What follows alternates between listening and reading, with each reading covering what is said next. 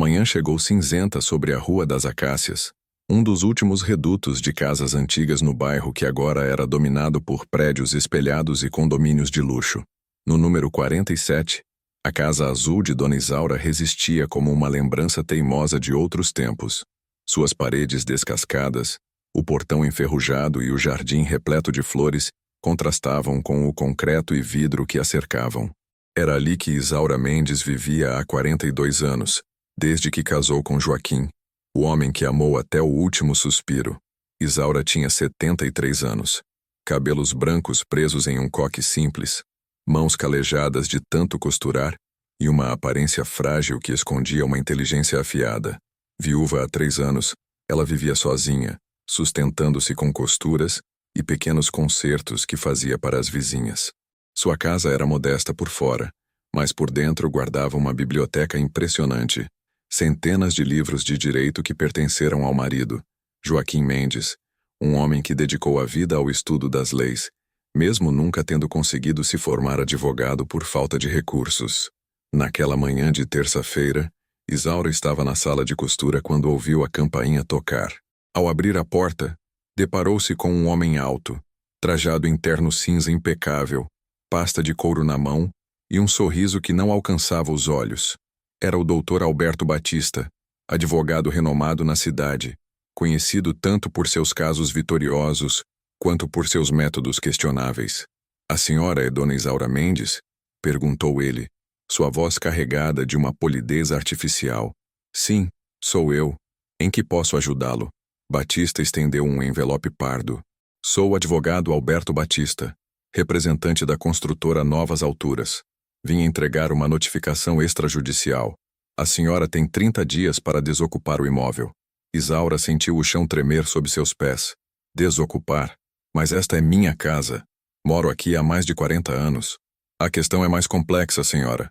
Batista entrou sem ser convidado, examinando a casa com um olhar calculista. "Verá, há uma dívida antiga de IPTU não quitada. Além disso, identificamos irregularidades no registro do imóvel. Tecnicamente, a propriedade pode ser contestada. Meus clientes têm interesse na área para um novo empreendimento e estão dispostos a resolver isso de forma legal. Mas eu sempre paguei meus impostos. Deve haver um engano." Batista soltou uma risada condescendente. "Senhora, a lei é complexa.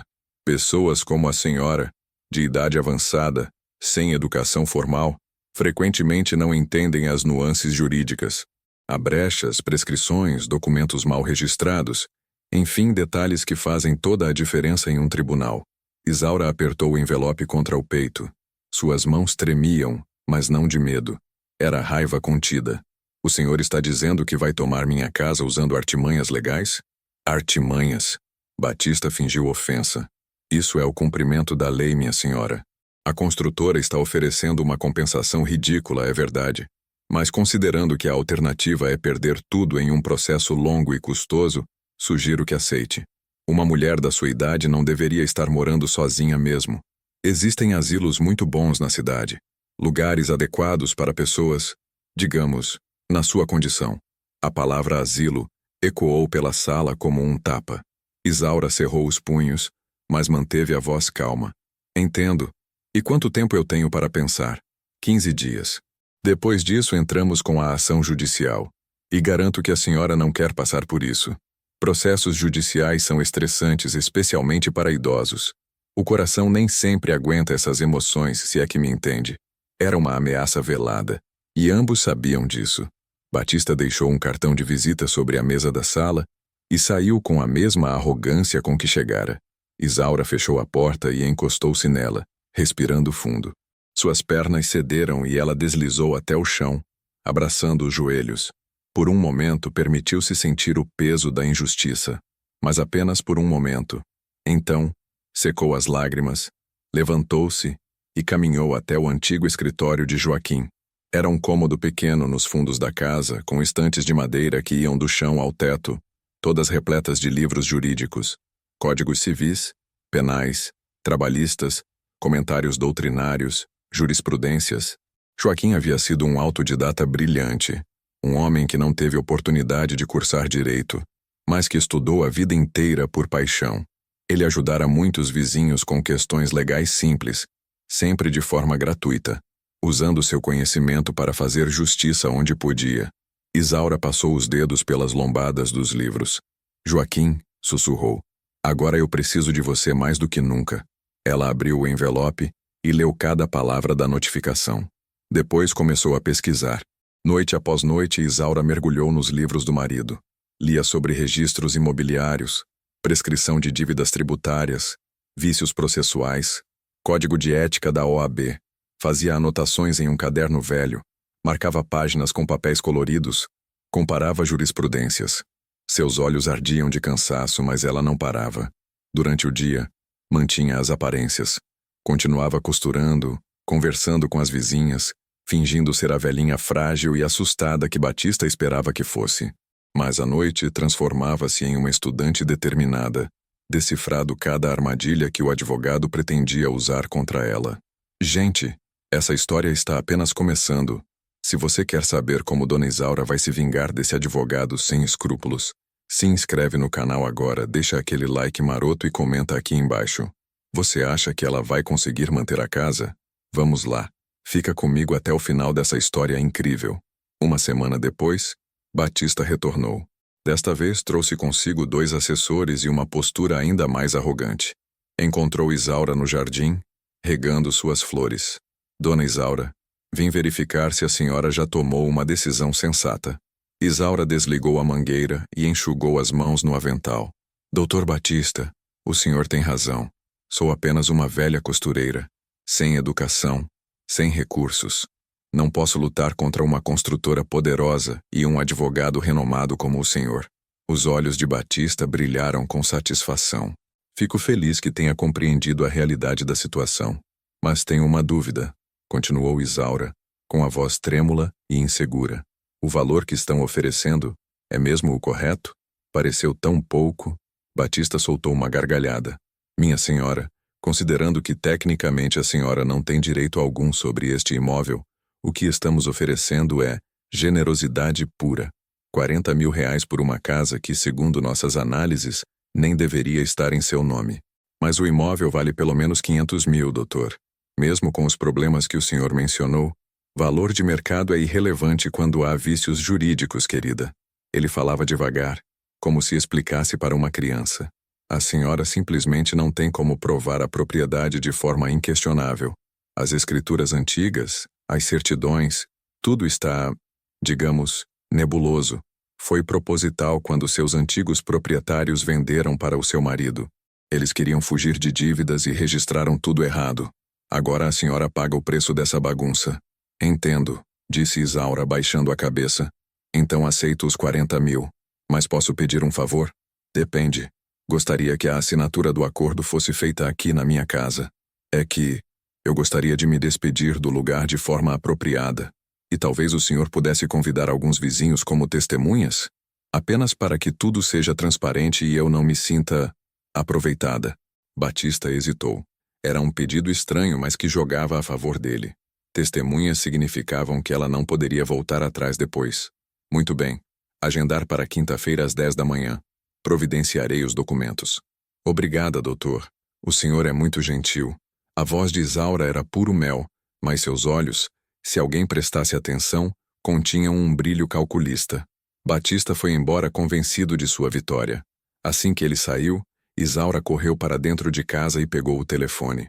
Discou um número que havia anotado em seu caderno de pesquisas. Jornal da Cidade, boa tarde. Boa tarde. Meu nome é Isaura Mendes. Gostaria de falar com algum repórter da editoria de denúncias. Tenho uma história sobre um advogado que usa brechas legais para tomar propriedades de idosos. Do outro lado da linha, houve um momento de silêncio. Então, uma voz masculina e interessada respondeu. A senhora pode dar mais detalhes? Posso. Mas preciso que estejam aqui na quinta-feira às 10 da manhã. Traga câmeras. Vai valer a pena. Nos dias seguintes, Isaura fez mais uma ligação crucial para o juiz Renato Fonseca, o magistrado mais respeitado da comarca. Ele tinha 80 anos e estava aposentado, mas sua reputação era impecável. Isaura sabia, pelos diários que Joaquim deixara, que Renato havia sido aluno e amigo de seu marido há décadas. Joaquim fora mentor informal de Renato quando o jovem estudante não tinha dinheiro nem para livros. Emprestara sua biblioteca, ensinara, guiara. Renato jamais esquecera essa dívida de gratidão. Dona Isaura? A voz do juiz ao telefone era calorosa. Joaquim sempre falou da senhora com tanto carinho. Sinto muito pela sua perda. Ele foi um dos homens mais sábios que conheci. Obrigada, Dr. Renato. Eu sei que o senhor é um homem ocupado, mas estou em uma situação delicada e preciso de um favor. Não é para me ajudar diretamente, apenas para estar presente em um encontro, como observador. Observador? Pode me explicar melhor? Isaura contou toda a história. O juiz ouviu em silêncio e, ao final, sua voz estava carregada de indignação. Batista? Sim, conheço esse nome. Há rumores sobre ele no meio jurídico há anos, mas nunca conseguiram provar nada. Se a senhora realmente tem evidências de má conduta, eu estarei lá. Por Joaquim e por justiça. Na quinta-feira, às 9h45 da manhã, a casa de Dona Isaura estava irreconhecível. A sala de estar, normalmente aconchegante e bagunçada, estava organizada como uma sala de audiências improvisada. Uma mesa comprida ocupava o centro, com cadeiras dispostas dos dois lados. As vizinhas chegaram curiosas, sem entender bem o que estava acontecendo.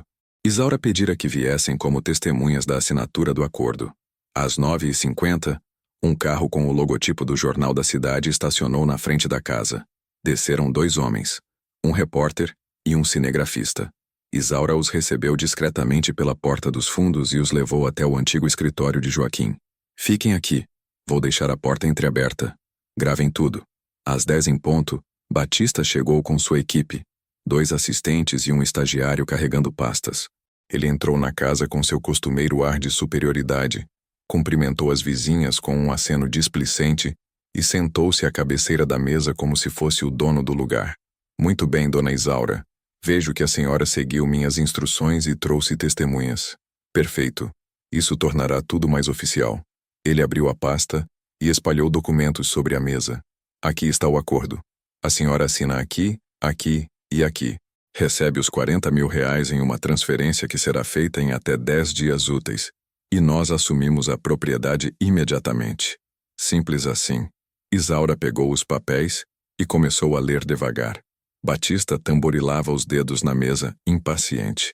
Senhora, não é necessário ler tudo. São apenas formalidades jurídicas que a senhora não vai entender mesmo.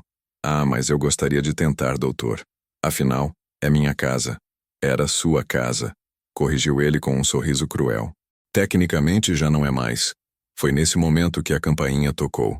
Isaura levantou-se calmamente. Com licença, vou atender. Ela abriu a porta e lá estava o juiz Renato Fonseca, elegante em seu terno escuro, os cabelos brancos penteados com cuidado, o semblante sério. Dona Isaura. Doutor Renato, que bom que o senhor pôde vir. Entre, por favor. Batista ergueu os olhos dos documentos e empalideceu instantaneamente ao reconhecer o juiz. Ele se levantou de um pulo, quase derrubando a cadeira. Doutor Fonseca, que honra inesperada. Eu não sabia que o senhor conhecia Dona Isaura. Conheço. Ou melhor, conhecia muito bem o falecido marido dela, Joaquim Mendes, um dos homens mais inteligentes e íntegros que já tive o privilégio de chamar de amigo. Renato sentou-se em uma cadeira lateral, cruzou as pernas e fitou Batista com um olhar que fazia réus tremerem em tribunais. Fui convidado para observar esta reunião. Apenas como testemunha, claro. Continue, Dr. Batista. Não se preocupe comigo. O advogado estava suando. Claro, claro. Nós estávamos apenas finalizando um acordo amigável. Amigável, repetiu Renato, deixando a palavra pairar no ar como uma acusação. Isaura voltou para seu lugar à mesa.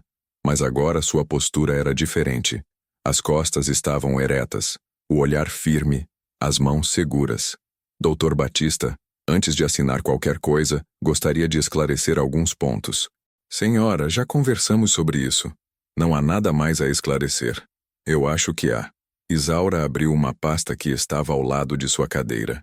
De dentro, tirou uma pilha de documentos organizados e marcados com post-its coloridos. Verá, passei as últimas 2 semanas estudando. Meu marido deixou uma biblioteca jurídica completa e, apesar de eu ser apenas uma velha costureira sem educação formal, Descobri que consigo ler e compreender muito bem quando me dedico. Batista tentou rir. Dona Isaura, com todo respeito, a lei é extremamente complexa. Não é algo que se aprenda em 2 semanas lendo alguns livros. Tem razão, mas meu marido estudou a vida inteira.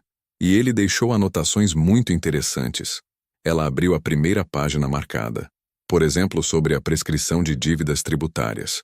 O senhor alegou que eu tinha débitos antigos de IPTU que justificavam a contestação da propriedade. Mas, segundo o artigo 174 do Código Tributário Nacional, dívidas de IPTU prescrevem em 5 anos. Os débitos que o senhor mencionou são de 8 anos atrás. Tecnicamente, não podem mais ser cobrados e, portanto, não podem ser usados como argumento para questionar minha propriedade. O silêncio na sala era absoluto. Batista abriu a boca, mas nenhuma palavra saiu. Isaura continuou, virando as páginas. Além disso, sobre as tais irregularidades no registro do imóvel, pesquisei no cartório. Solicitei certidões atualizadas. Está tudo em ordem. A escritura está registrada corretamente em meu nome desde o falecimento do meu marido. Não há vícios. O senhor simplesmente mentiu. Eu não menti. Houve um mal-entendido, uma interpretação. Interpretação? Isaura ergueu a voz pela primeira vez. O senhor me disse que eu não tinha direito sobre minha própria casa. Disse que eu era velha e ignorante demais para entender a lei.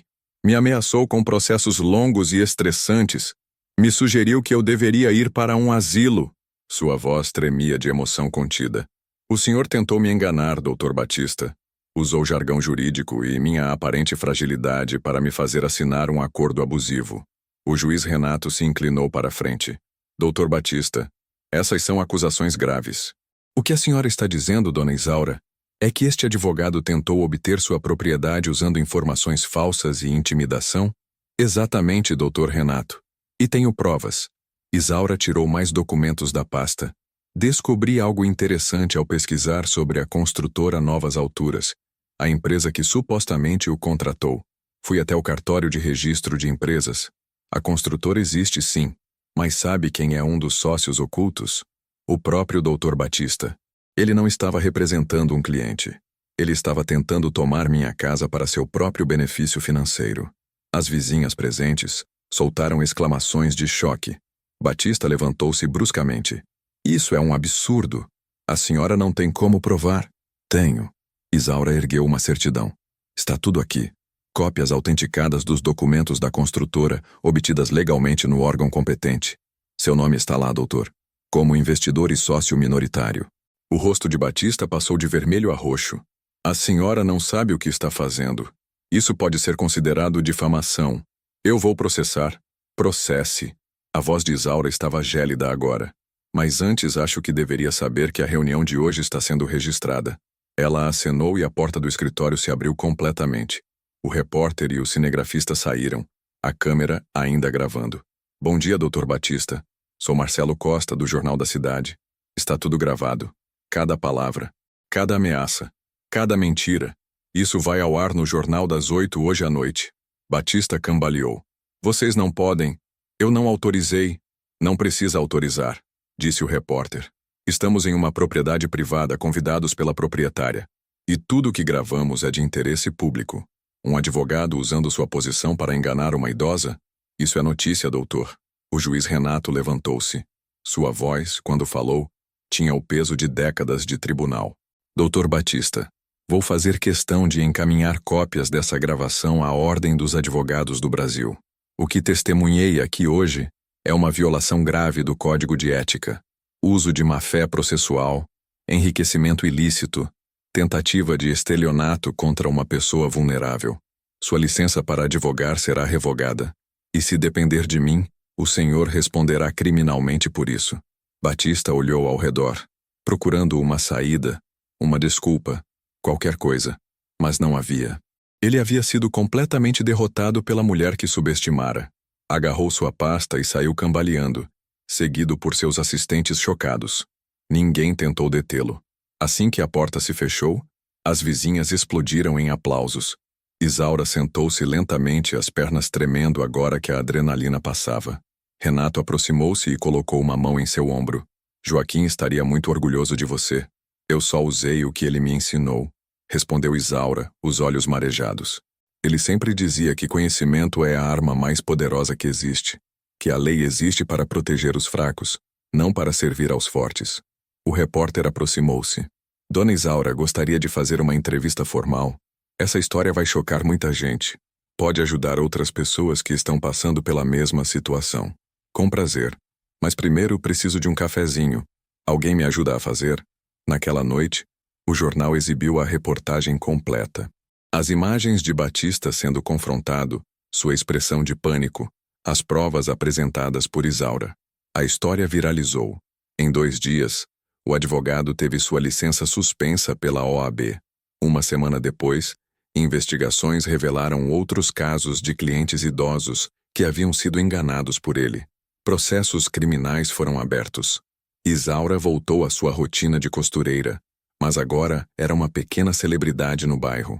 Vizinhos, amigos e até desconhecidos passaram a procurá-la, pedindo conselhos jurídicos básicos. Ela, com a humildade de sempre, indicava advogados honestos que conhecia através do juiz Renato, mas também ajudava com orientações simples, usando os livros de Joaquim. Certa manhã, enquanto regava as flores do jardim, Isaura olhou para a casa azul e sorriu. As paredes ainda estavam descascadas, o portão ainda rangia, mas aquela casa era sua, conquistada com dignidade, defendida com inteligência.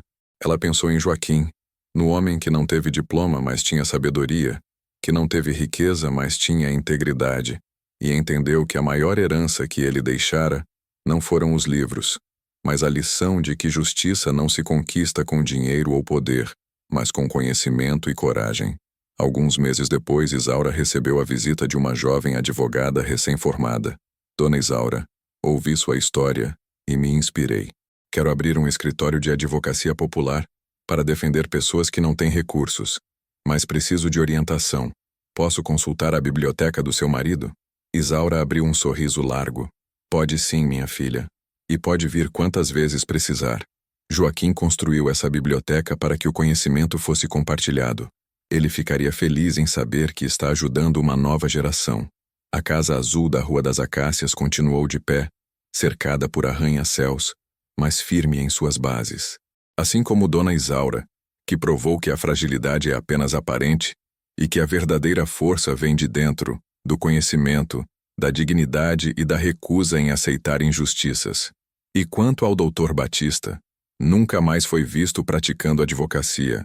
Dizem que abriu um pequeno negócio em outra cidade, longe dos holofotes, longe do tribunal. Talvez tenha aprendido a lição, ou talvez apenas tenha aprendido a escolher melhor suas vítimas. Mas uma coisa é certa, ele jamais esqueceu a velhinha costureira que destruiu sua carreira, com nada além de livros velhos e inteligência afiada. A vingança de Isaura não foi violenta nem espalhafatosa. Foi cirúrgica, educada e definitiva. Foi a vingança de quem entende que a melhor forma de derrotar a injustiça é expô-la à luz, de quem sabe que o conhecimento, quando bem usado, é mais poderoso que qualquer ameaça. E assim, a Casa Azul continuou abrigando memórias, flores e agora também a história de uma mulher que se recusou a ser vítima e escolheu ser heroína de sua própria vida. E aí, o que você achou dessa história? Dona Isaura arrasou ou arrasou? Conta nos comentários. Você conhece alguém que já passou por uma situação parecida? Já sofreu alguma injustiça e conseguiu dar a volta por cima? Compartilha esse vídeo para mostrar que conhecimento é poder. E não esquece, se inscreve no canal, deixa aquele like, ativa o sininho e compartilha com todo mundo. Toda semana tem histórias incríveis de superação e justiça aqui. Até a próxima.